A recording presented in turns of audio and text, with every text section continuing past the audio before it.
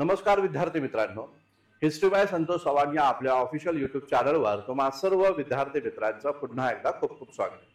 मित्रांनो, राज्यसेवा मुख्य परीक्षा 2025 साठी जे कोण विद्यार्थी हिस्ट्री ऑप्शनल या ठिकाणी सब्जेक्ट निवडतील अशा विद्यार्थी मित्रांसाठी खास करून लिखाण सराव आपण इथे या ठिकाणी सुरू केलेला आहे. लक्षात घ्या, या लिखाण सरावाच्या माध्यमातून आपण यूपीएससीचे जे काही प्रिव्हियस इयर क्वेश्चन आहे, हिस्ट्री ऑप्शनल पेपरमध्ये यूपीएससीने जे काही प्रश्न विचारलेले आहेत तर त्या प्रश्नांची उत्तरं कशा पद्धतीने लिहिणं अपेक्षित आहे यावर आपण इथे या ठिकाणी चर्चा करतोय आणि त्या माध्यमातून लिखाण सराव आपण इथे या ठिकाणी करून घेत आहोत. आज आपण लिखाण सरावाचा 7वा भाग इथे या ठिकाणी अभ्यासतोय आणि आजचा टॉपिक जो आहे तो म्हणजे आर्य संस्कृती. तर या टॉपिकशी संबंधित काय प्रश्न आयोगानं यापूर्वी विचारलेले आहेत ते आता थोडंसं आपण इथं पाहूया. आता बघा, एक प्रश्न इथं आपल्याला पाहायला असा भेटतो जो युपीएससी 2013च्या पेपर मधला आहे. ठीक आहे ना. तर युपीएससी 2013च्या पेपर मधला आहे. तर या प्रकारचा प्रश्न तुम्हाला 150 शब्दांमध्ये या ठिकाणी लिहायचा आहे आणि साधारणतः या प्रश्नाला जे मार्क आहेत हे 15 मार्क आहेत. लक्षात घ्या, तर 15 मार्कांसाठी हा प्रश्न 2013च्या पेपरमध्ये विचारलेला आहे, हे लक्षात घ्या. आधी प्रश्न काय आहे तो आधी नीट समजून घेऊया आणि त्यानंतर मग आपण त्या प्रश्नाबद्दलची माहिती आपण इथे या ठिकाणी पाहूया. आता बघा, प्रश्न दिलेला आहे, वर्ण ही संकल्पना नेहमीच एक सैद्धांतिक प्रारूप असू शकते. वर्ण ही संकल्पना नेहमीच एक सैद्धांतिक प्रारूप या ठिकाणी असू शकते आणि समाजाची वास्तविकता कधीच नव्हती. अशा प्रकारचा प्रश्न आहे. प्राचीन भारताच्या संदर्भात टिप्पणी करा. ठीक आहे, रिपीट वाचतो बघा. वर्ण ही संकल्पना नेहमीच एक सैद्धांतिक प्रारूप असू शकते आणि समाजाची वास्तविकता कधीच नव्हती. प्राचीन भारताच्या संदर्भात टिप्पणी करा. अशा प्रकारचा प्रश्न आहे. म्हणजे बघा, युपीएससीनं काय नेमकं युपीएससीचे प्रश्न जर आपण बघितले तर थोडेसे किचकट स्वरूपातील असतात आणि ते प्रश्न नीट समजत देखील या ठिकाणी नाही. त्यामुळे जेव्हा पण प्रश्न तुम्हाला विचारला जाईल, मग तो युपीएससीचा असू द्या किंवा एमपीएससीचा असू द्या, डिस्क्रिप्टिव्ह पॅटर्न मध्ये प्रश्न व्यवस्थित या ठिकाणी पाहून घ्यायचा, तो व्यवस्थितरित्या वाचायचा आणि तो आपल्याला कितपत समजलेला आहे ते आपल्याला अंदाज लावणं गरजेचं आहे आणि मगच उत्तराला सुरुवात या ठिकाणी करणं गरजेचं आहे. इथं प्रश्न विचारलेला आहे की वर्ण ही जी संकल्पना आहे, भारताची चार वर्णाची सिस्टीम जी भारतामध्ये आहे बघा, तर वर्ण ही संकल्पना एक नेहमीच सैद्धांतिक प्रारूप या ठिकाणी आहे. हे एक सैद्धांतिक प्रारूप या ठिकाणी असू शकतं, मात्र समाजाची वास्तविकता ही कधीच अशा पद्धतीची नाही. म्हणजे यांनी काय इथं म्हटलेलं आहे की भारताची सामाजिक संरचना जी 4 वर्णांनी बनलेली आहे तर ते एक प्रकारचं प्रारूप आहे. ते एक प्रकारचं प्रारूप आहे. वास्तविकता जेव्हा आपण समाजाकडे पाहतो तेव्हा समाजाची ही वास्तविकता कधीच नव्हती, अशा प्रकारचं इथं म्हटलं आणि त्या संदर्भात इथं म्हटलेलं आहे की प्राचीन भारताच्या संदर्भात टिप्पणी करा, या पद्धतीचं आहे. आता बघा, याबद्दल थोडीशी इन्फॉर्मेशन मी तुम्हाला आधीच या ठिकाणी देतो. बघा, प्राचीन कालखंड जर आपण पाहिला तर आपल्याला दिसून येतं की वैदिक कालखंडाच्या नंतर खऱ्या अर्थानं भारतीय समाजामध्ये चातुर्वर्ण व्यवस्था या ठिकाणी निर्माण झाली. अगदी वैदिक काळामध्ये ती चातुर्वर्ण व्यवस्था नव्हती. वैदिक काळामध्ये बस 3च वर्ण होते. एक होता पुरोहितांचा वर्ग, दुसरा होता योद्धांचा वर्ग आणि तिसरा होता जनसामान्यांचा वर्ग. मात्र जेव्हा उत्तरवैदिक कालखंड या ठिकाणी निर्माण होतो, इसवी सन पूर्व 1000 BC नंतरचा जो कालखंड आहे तर त्या कालखंडामध्ये 4 वर्णांची सिस्टीम इथे या ठिकाणी निर्माण होते आणि खास करून पाहायला असं भेटतं की ऋग्वेदातलं जे काय 10वं मंडल आहे त्याला आपण पुरुष सूक्त असं म्हणतो, तर त्या पुरुष सूक्तांमध्ये चातुर्वर्णाची व्यवस्था ही कशी निर्माण झाली त्याबद्दल माहिती दिलेली आहे. संपूर्ण ब्रह्माच्या शरीरातून वर्ण व्यवस्थेची उत्पत्ती झाली या पद्धतीची माहिती ही या ठिकाणी दिलेली आहे. मग ब्राह्मणाचं काय कर्तव्य आहे, क्षत्रियाचं काय कर्तव्य आहे, वैश्यानं काय भूमिका या ठिकाणी घेतली पाहिजे आणि शूद्राची काय नेमकी कर्तव्य आहे, तर त्या सगळ्या 4 वर्णांची व्यवस्था जी आहे तर ती त्या पद्धतीने इथे या ठिकाणी मांडलेली आहे. सुरुवातीला ही 4 वर्णांची व्यवस्था ही गुणकर्मावर आधारित राहिली, नंतर ती जन्मजात या ठिकाणी बनली, जन्मावर आधारित बनली. अशा प्रकारची ती सिस्टीम आपली भारतीय समाजामध्ये निर्माण झाल्याचं दिसतं. आता यांनी असं म्हटलेलं आहे की वर्ण ही संकल्पना एक सैद्धांतिक प्रारूप आहे. बस ते एक प्रारूप आहे, मात्र समाजाची वास्तविकता ती कधीच या ठिकाणी नाहीये, या प्रकारचा प्रश्न दिलेला आहे. आता या प्रकारचा प्रश्न लिहित असताना तर सर्वात पहिलं तर काय इंट्रोडक्शन या ठिकाणी देणं गरजेचं आहे. मग इंट्रोडक्शन मध्ये तुम्हाला आता मी जे काही इन्फॉर्मेशन दिली तर ती इन्फॉर्मेशन तुम्हाला द्यावी लागेल. म्हणजे वर्ण व्यवस्थेची उत्पत्ती कोणत्या साहित्य ग्रंथातून या ठिकाणी आपल्याला मिळते आणि वर्ण व्यवस्थेमध्ये काय महत्वाचे मुद्दे या ठिकाणी सांगितलेले आहेत ते बस तुम्हाला एक 3 ते 4 ओळींमध्ये त्याची इंट्रोडक्शन देणं गरजेचं आहे. मग यामध्ये तुम्ही असं म्हणू शकता की भारताच्या ऋग्वेदातील 10वं मंडल पुरुष सूक्त, या पुरुष सूक्तामध्ये ब्रह्माच्या शरीरातून चार वर्णांची उत्पत्ती झाली या प्रकारची माहिती या ठिकाणी मिळते. काही लोक स्पष्टपणे लिहू शकतात की ब्रह्माच्या मुखातून ब्राह्मण, ब्रह्माच्या बाहूतून क्षत्रिय, ब्रह्माच्या मांड्यांमधनं वैश्य आणि ब्रह्माच्या पायातून या ठिकाणी शूद्राची उत्पत्ती झाली असं या ठिकाणी म्हटलेलं आहे. ब्राह्मणाचं कर्तव्य काय होतं मग ते पण तिथं मांडणं गरजेचं आहे. मग याच काळामध्ये ब्राह्मण जो आहे त्यानं अध्यापन आणि अध्ययनाचं काम करायचं आहे. क्षत्रियानं अध्यापन आणि युद्ध करण्याचं काम करायचं आहे. वैश्य जो आहे तर त्या वैश्य वर्गानं अध्यापन आणि त्याचबरोबर व्यापार करण्याचं काम करायचं आहे. आणि शूद्र जो आहे तर त्या शूद्रानं तिन्ही वर्णांची सेवा करायची आहे. या प्रकारची माहिती ही पुरुष सूक्तामध्ये इथे या ठिकाणी दिलेली आहे. तर हे तुम्ही थोडस अशा पद्धतीचं इंट्रोडक्शन दिलं. चातुर्वर्ण व्यवस्था काय नेमकी आहे त्याबद्दलची माहिती या ठिकाणी दिल्यानंतर तुम्ही या ठिकाणी आता या मूळ मुद्द्याला इथं हात घातला पाहिजे. आणि त्यामध्ये तसं म्हणलंय की प्रारूप फक्त ते प्रारूप असू शकतं, मात्र समाजाची वास्तविकता ही या ठिकाणी कधीच नाहीये. या प्रकारची माहिती आपल्याला आता इथं मांडणं गरजेचं आहे. मग असा प्रश्न असेल तर त्याच्यामध्ये तुम्हाला मी सांगितलं त्या पद्धतीनं तुम्ही या ठिकाणी 2-3 पॅराग्राफ जे आहे ते 2-3 पॅराग्राफ या ठिकाणी मांडा आणि या 2-3 पॅराग्राफच्या माध्यमातून तुम्ही आपल्या प्रश्नाच्या उत्तराला न्याय द्या. आता बघा इथं काय म्हटलेलं आहे की ब्राह्मण जो आहे हा ब्राह्मण, तर हा जो ब्राह्मण आहे तर त्याचं काम काय आहे तर त्यानं अध्ययन आणि त्याचबरोबर अध्यापन करणं हे त्याचं या ठिकाणी काम आहे. मग आपल्याला इथे या ठिकाणी पाहायला भेटतं की प्राचीन भारताच्या कालखंडामध्ये किंवा प्राचीन कालखंडामध्ये आपल्याला ही 4 वर्णांच्या सिस्टीम मध्ये समूह वर्गानं या 4 वर्णांच्या सिस्टीमचं पालन केलेलं नाहीये असं एकंदरीत दिसून येतं. याचं कारण असं आहे की त्या कालखंडामध्ये असे काही शासक या ठिकाणी निर्माण झाले जे शासक ब्राह्मण असतानाही त्यांनी क्षत्रिय वर्गाचं काम या ठिकाणी केलेलं आहे. मग यामध्ये कोण कोण आहेत अशा प्रकारचे ब्राह्मण वर्ण? मग त्याच्यामध्ये शुंग घराणं आपल्याला पाहायला भेटतं, त्याचबरोबर कण्व घराणं आपल्याला या ठिकाणी पाहायला भेटतं, याचबरोबर सातवाहन जे आहे तर ते सातवाहन घराणं देखील आपल्याला या कालखंडामध्ये या ठिकाणी पाहायला भेटतं की जे स्वतः या ठिकाणी ब्राह्मण असतानाही त्यांनी धार्मिक विधीचं कार्य जे आहे ते सोडून दिलेलं आहे आणि त्यांनी क्षत्रियाचं कार्य या ठिकाणी केल्याचं उदाहरण आपल्याला प्राचीन भारतामध्ये इथे या ठिकाणी पाहायला भेटतं. तर हा एक महत्वाचा मुद्दा तुम्ही ब्राह्मणांशी संबंधित या ठिकाणी मांडू शकता. दुसरं महत्वाचं जर आपण इथं पाहिलं तर क्षत्रिय वर्ण जो आहे तर क्षत्रिय वर्णाचं काय तर भारतीय समाज व्यवस्थेमध्ये क्षत्रिय वर्णानं योद्धा वर्गाचं कार्य करायचं आहे, युद्ध करण्याचं काम या ठिकाणी करायचं आहे भूप्रदेशाचं, आणि भूप्रदेशातील लोकांचं संरक्षण करण्याचं कार्य हे क्षत्रिय वर्णानं करायचं आहे. अशा प्रकारचा मुद्दा आपल्या धर्मसंहितेमध्ये या ठिकाणी सांगितलेला आहे. मात्र जर इथं आपण पाहिलं तर आपल्याला दिसून येतं की वर्धमान महावीर आणि त्याचबरोबर सिद्धार्थ गौतम बुद्ध हे दोघंही क्षत्रिय कुळातील होते. मात्र या दोघांनी या ठिकाणी धर्माची स्थापना या ठिकाणी केलेली आहे. क्षत्रिय वर्गाचं जे कार्य होतं त्याचा त्याग त्यांनी या ठिकाणी केला आणि आध्यात्मिक जीवन जगून त्यांनी स्वतःचा धर्म या ठिकाणी स्थापन केलेला आहे. म्हणजे त्यांनी अध्यात्माचं या ठिकाणी कार्य केलेलं आहे. एक मोठं तत्वज्ञान त्यांनी इथे या ठिकाणी मांडलेलं आहे. या प्रकारची माहिती या ठिकाणी मिळते.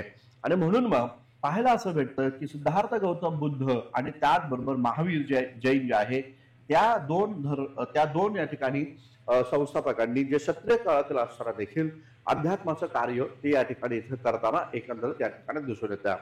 याचबरोबर आपल्याला पाहायला भेटतं की भारतीय समाजामध्ये वैश्य वर्ण जो आहे, वैश्य वर्ण, तर हा जो वैश्य वर्ण जो होता त्याचं काम काय होतं तर व्यापार करणं अशा पद्धतीचं काम त्याचं या ठिकाणी राहिलेलं आहे. मात्र भारतीय समाजातला हा जो वैश्य वर्ण आहे तर या वैश्य वर्णानं पाहायला असं भेटतं की व्यापार करत असताना त्यानं या ठिकाणी राज्यसत्तेची गादी देखील या ठिकाणी प्राप्त केलेली आहे. मग यामध्ये आपल्याला गुप्त शासक जे आहे तर ते गुप्त शासक इथे या ठिकाणी पाहायला भेटतात की या गुप्त शासक जे स्वतः वैश्यवर्णी या ठिकाणी होते, मात्र यांनी या ठिकाणी पाहायला असं भेटल की यांनी क्षत्रियाचं कार्य या ठिकाणी केलेलं आहे. या प्रकारची माहिती या ठिकाणी मिळते. म्हणजे क्षत्रियानं युद्ध करायचं आहे असं सांगितलं, मात्र बुद्ध आणि जैन हे या ठिकाणी अध्यात्माचं काम करतात. ब्राह्मण या ठिकाणी अध्यात्माचं धार्मिक विधीचं काम करायचं आहे असं सांगितलं असतानाही शुंग, कण्व आणि सातवाहन नावाचे शासक जे या ठिकाणी क्षत्रियाचं कार्य करतात. आणि मग इथं शूद्र जर आपण इथं पाहिले तर लक्षात घ्या, भारतीय समाजामध्ये शूद्र हा एक महत्वाचा वर्ण या ठिकाणी मानला जातो. तर या शूद्र वर्णाचं काम होतं या तिन्ही वर्णांची सेवा करणं. मात्र हा शूद्र वर्ण देखील आपल्याला क्षत्रियाची भूमिका निभावताना या ठिकाणी दिसून येतो. मग यामध्ये आपल्याला सर्वात महत्वाचं ते म्हणजे नंद आणि त्याचबरोबर मौर्य शासक हे आपल्याला इथे या ठिकाणी पाहायला भेटतात. तर नंद आणि त्याचबरोबर मौर्यांनी हे शूद्र होते तरी देखील त्यांनी इथे या ठिकाणी क्षत्रियाचं कार्य केल्याचं एकंदरीत या ठिकाणी दिसून येतं. आणि म्हणून मग समाजाची वास्तविकता जर आपण इथे या ठिकाणी पाहिली तर ती वास्तविकता ही अशा पद्धतीची या ठिकाणी कधीच नव्हती की चातुर्वर्ण व्यवस्था जी आहे तिचं पालन या ठिकाणी झालं पाहिजे. अशा प्रकारची जरी प्रारूप जरी असलं तरी या ठिकाणी अशा प्रकारची सामाजिक व्यवस्था ही आपल्याला वास्तविकता हा या ठिकाणी कधीच पाहायला या ठिकाणी मिळत नाही. या संदर्भामध्ये आणखीन काही महत्वाचे उदाहरणं तुम्ही या ठिकाणी आणखीन काही महत्वाचे तुम्ही उदाहरणं या ठिकाणी देऊ शकता. जसं की आपल्याला इथल्या ठिकाणी पाहायला भेटतं रामायण महाभारतासारख्या कथा यांच्या पण तुम्ही या ठिकाणी उदाहरणं इथं देऊ शकता. मग आपल्याला पाहायला भेटतं रामायण जे आहे तर लक्षात घ्या, रामायणामध्ये पाहायला असं भेटतं शंभूक प्रकरण या ठिकाणी आहे. शंभूक प्रकरण, तर हे शंभूक प्रकरण जे आहे तर त्या संदर्भामध्ये पण तुम्ही या ठिकाणी चर्चा करू शकता. शंभूक हा एक शूद्र व्यक्ती असताना देखील तो या ठिकाणी इथं अध्यात्माचं ज्ञान मिळवण्याचा प्रयत्न या कालखंडामध्ये करताना एकंदरीत दिसून येतो. महाभारताचं देखील तुम्ही उदाहरण या ठिकाणी पाहू शकता. महाभारतामध्ये देखील या ठिकाणी महाभारतामध्ये एकलव्य नावाचं एक पात्र या ठिकाणी पाहायला भेटतं. या एकलव्यनं इथे या ठिकाणी तो आदिवासी असतानाही तो या ठिकाणी इथं धनुर्धारी विद्या या ठिकाणी शिकण्याचा प्रयत्न या कालखंडामध्ये या ठिकाणी करत होता. त्या प्रकारची माहिती या ठिकाणी आपल्याला मिळते. याचबरोबर असे काही महत्वाचे या ठिकाणी ग्रंथ आहेत की ज्या ग्रंथांच्या माध्यमातून आपल्याला दिसते की त्या काळचं सामाजिक स्थिती ही या ठिकाणी भिन्न स्वरूपाची राहिली. जसं की आपण कालिदासाचं जसं की आपण शूद्रक जो आहे तर त्या शूद्रकाचं मृच्छकटिकम नावाचा ग्रंथ देखील या ठिकाणी पाहू शकतो. तर लक्षात घ्या, मृच्छकटिकम हा जो एक महत्वाचा ग्रंथ आहे तर मृच्छकटिकम, या मृच्छकटिकम मधनं कशाची माहिती आपल्याला या ठिकाणी मिळते तर आपल्याला पाहायला मिळतं की चारुदत्त नावाचा एक ब्राह्मण आहे आणि तो निर्धन आहे. लक्षात घ्या, चारुदत्त नावाचा एक ब्राह्मण आहे. आता लक्षात घ्या, पाहिलं असं भेटतं चारुदत्त जो ब्राह्मण आहे तर ब्राह्मणाचं काय कर्तव्य आहे तर ब्राह्मणाचं कर्तव्य आहे अध्ययन अध्यापन करणं आणि धार्मिक विधीचं काम या ठिकाणी करणं. मात्र मृच्छकटिकम मधला चारुदत्त काय काम करतोय तर तो एक व्यापारी आहे. लक्षात घ्या, तर तो व्यापाऱ्याचं काम या ठिकाणी करताना दिसून येतो. तो एक व्यापारी आहे. लक्षात घ्या, हा चारुदत्त जो आहे हा ब्राह्मण असतानाही व्यापाराचं कार्य करतो आणि तो एका नर्तिकेच्या प्रेमामध्ये, चारुशिला नावाची जी नर्तिक आहे तिच्या प्रेमामध्ये या ठिकाणी पडतोय. या प्रकारची माहिती या ठिकाणी मिळते. म्हणजे प्राचीन भारताच्या संदर्भामध्ये तुम्हाला हे तिथं मानणं अपेक्षित आहे की जरी चार वर्णांची संकल्पना ही भारतीय समाज व्यवस्थेचं एक प्रारूप असलं तरी, एक सैद्धांतिक एक ठोस प्रारूप असलं तरी देखील या कालखंडामध्ये दिसून असं येतं की तो सैद्धांतिक प्रारूप कोणीच या ठिकाणी मान्य केलेलं नाहीये. तर ते सैद्धांतिक प्रारूपाची रचना ही मोडकळीस आणण्याचं कार्य या काळामध्ये मोठ्या प्रमाणात झालं. जसं की आपण पाहू शकतो की पुराण ग्रंथ जे आहेत त्या पुराण ग्रंथांमध्ये सातवाहन शासक जे आहे तर त्या सातवाहनांना ब्राह्मण म्हणून कोणी संबोधलं नाही. लक्षात घ्या, तर पुराण ग्रंथांमध्ये सातवाहनांना म्लेच्छ म्हटलेलं आहे. म्लेच्छ म्हटलेलं आहे. महाभारतामध्ये त्यांना अंतज म्हणून संबोधलेलं आहे. ठीक आहे ना, अंतज म्हणून देखील त्यांना संबोधलेलं आहे. सातवाहनांना म्लेच्छ म्हटलेलं आहे, अंतज म्हटलेलं आहे. अंतज म्हणजे वर्ण व्यवस्थेतला सर्वात खालचा घटक किंवा अंतज म्हणजे या ठिकाणी संकरानं निर्माण झालेली जी काय आहे ते त्यांना अंतज म्हटलं जातात. म्लेच्छ म्हणजे विदेशी लोक जे आहे तर त्यांना म्लेच्छ, सातवाहनांना म्लेच्छ आणि अंतज म्हटलेलं आहे. तर देखील यांनी या ठिकाणी राज्य स्थापन केल्याचं दिसून येतं. याचबरोबर आपल्याला पाहायला भेटतं प्राचीन कालखंडामध्ये जे विदेशी आक्रमणकर्ते भारतामध्ये या ठिकाणी आलेले आहेत. जसं की त्याच्यामध्ये आपल्याला पाहायला भेटतं त्याच्यामध्ये आपण पाहू शकतो की युनान आहे, त्याचबरोबर या ठिकाणी कुशाण या ठिकाणी आहे, त्याचबरोबर इथे या ठिकाणी पार्थियन आपल्याला या ठिकाणी पाहायला भेटतात. तर यासारखे जे शासक आहेत तर त्या शासकांना भारतीय सामाजिक व्यवस्थेमध्ये इथे या ठिकाणी तुम्ही समाविष्ट केल्याचं एकंदरीत पाहायला भेटतं. खास करून जर आपण पाहिलं तर लक्षात घ्या, जे हुण नावाचे जे काही विदेशी शासक या ठिकाणी होते, हुण आक्रमणकर्त्यांनी भारतावर हल्ला केला होता बघा. तर हे जे हुण लोक जे होते तर त्या हुणांना देखील तुम्ही या ठिकाणी भारतीय समाज व्यवस्थेमध्ये समाविष्ट केल्याचं एकंदरीत दिसून येतं. आपण पाहतो की आपण पाहतो की हा जो कालखंड, प्राचीन कालखंड समाप्त झाल्यानंतर जे काही गुर्जर, जाट, राजपूत जे पण कोण आपल्याला नव्या डायनेस्टी निर्माण होतात, तर त्या डायनेस्टी कशापासून निर्माण झाल्या, तर जे विदेशी आक्रमणकर्ते भारतामध्ये आले होते त्यांच्या आणि भारतीय स्त्रियांच्या मिलाप मधनं या ठिकाणी त्या राजपूत जमाती जे आपण म्हणू शकतो किंवा ज्या काही जाट आणि गुर्जर लोक जे आहेत त्यांची उत्पत्ती झाली, अशा प्रकारचा सिद्धांत आपल्याला कैक इतिहासकारांनी या ठिकाणी, कर्नल टॉड नावाचे इतिहासकार, आर जी भंडारकरांसारखे इतिहासकार त्यांनी या ठिकाणी मांडलेले आहे.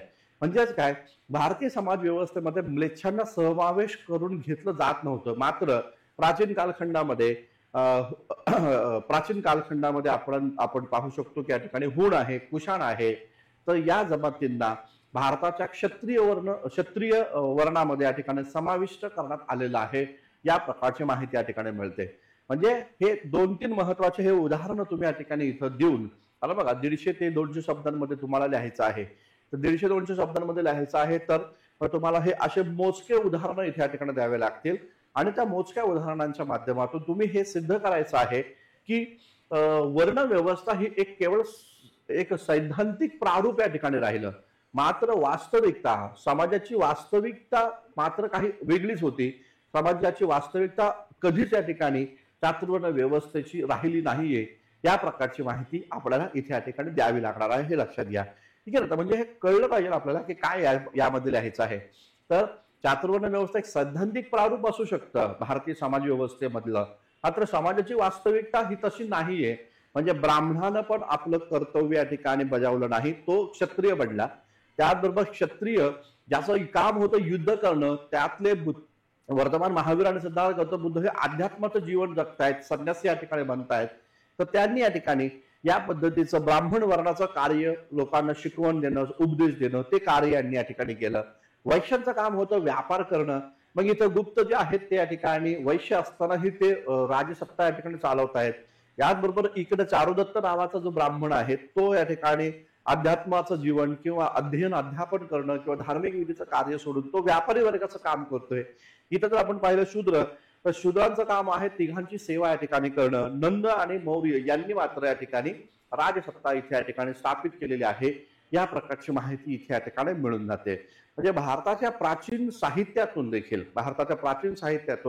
कशा पद्धतीनं या प्रकारची समाजाची वास्तविकता जी आहे ही अशा स्वरूपाची कधीच नव्हती हे मांडलं.